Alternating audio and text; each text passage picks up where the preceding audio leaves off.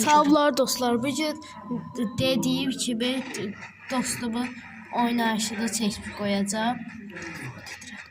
Böylece oynayışına başlayırıq. Videoya başlayaq. Abone olun. Kanala abone ol zəhmət olursa və videoya başlayaq. Cındırla bakayım. Hatta video belə də edə bilərəm. Dostumun tam pro oynayışı olması da yəni az da olsa proluk kimi eləyir də. Düzdür, burada əsl proluğu eləmir. Sən də danış.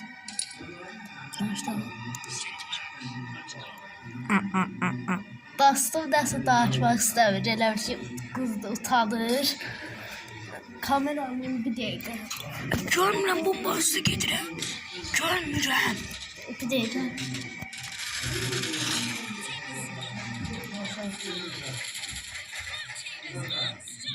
Bir dakika kamera tutsun dostlar.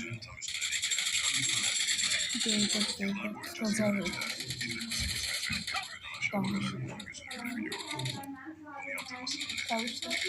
Dostum değilse nasıl danışmaz. Görsün da ya pro olduğunu bilir yani.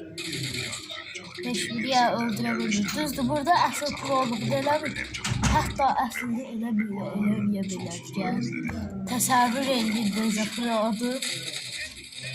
Düzdür, təsəvvür edin deyəndə düzdür. Arada gerilir amma arada öldürə bilər.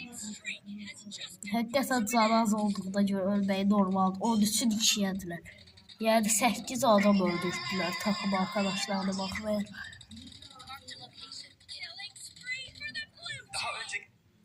Fikirləşirəm ki, video yəni qısa oldu. Fikirləşirəm iyi şortda bu maksimum megapiksdə qoyum.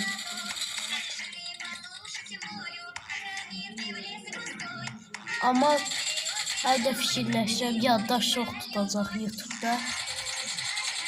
Amma yenə də fikirləşirəm iyi şortda biraz yəni ekran titrəmələri falan düzəldib qoyum.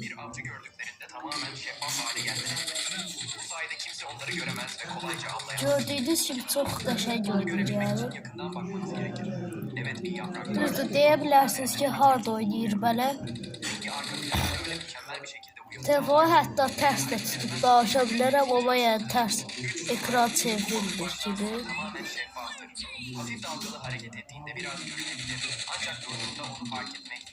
Arenanın qazanacaqını görəcəyik. Yani o kadar candan hiç kim onu öldürə bilmədi. Gördüğünüz gibi indi də ölər ya sunaram, nəfs olar.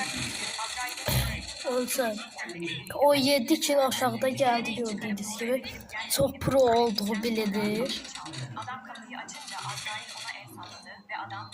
Bu videoya da çok əlləşdim. Yəni zəhmət olursa abone olun. Və like atın videoyu. Dostumla qoşulmaq istəyənlərə yani aşağıda kodlardı, PUBG kodlardı yazsınlar. Sağ olun, salamat qalın. Videoyu burada sonlandırıyorum.